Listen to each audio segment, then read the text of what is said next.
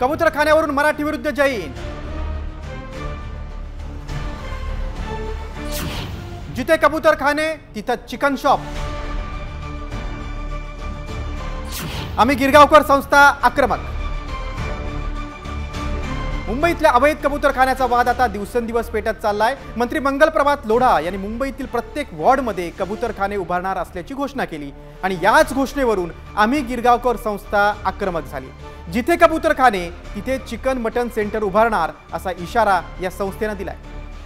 आता आपण हळूहळू माझी अशी अपेक्षा आहे की प्रत्येक वार्डामध्ये एक असा ऑफिशियली नवीन कबूतरखाना आपण उभा करू की त्यामध्ये कोणी ऑब्जेक्शन घेऊ शकत नाही।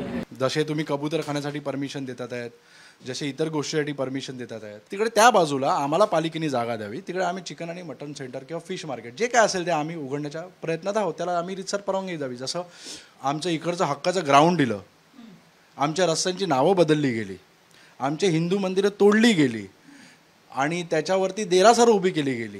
ती मंदिरं परत कधी झाली नाही। आमचे खेळण्याचे ग्राउंड गेले तर त्यांच्या सगळ्याच मागण्या पूर्ण होतात आहे। मुंबईतील कबूतरखाने बंद करण्याऐवजी कुठे इमारतींच्या छतावर तर कुठे समुद्रकिनारी वेगवेगळ्या ठिकाणी कबूतरांना दाणे टाकले जात आहेत। त्यामुळे कबूतरखाने उभारून कोर्टाच्या आदेशालाच पायदळी तुडवलं जातंय का? त्यातच मराठी एकीकरण समितीनंतर आम्ही गिरगावकर संस्थाही कबूतरखान्यांविरोधात आक्रमक झाल्यानं मराठी विरुद्ध जैन असा वाद पुन्हा सुरू झालाय। मात्र कबूतरांमुळे भविष्यात नागरिकांच्या आरोग्याचा प्रश्न निर्माण झाल्यास त्याला जबाबदार कोण असेल याचं उत्तर भूतदयेच्या नावाखाली आरोग्याशी खेळणाऱ्यांनी नक्कीच द्यायला हवं। रुपाली बडवे, साम टीव्ही न्यूज, मुंबई।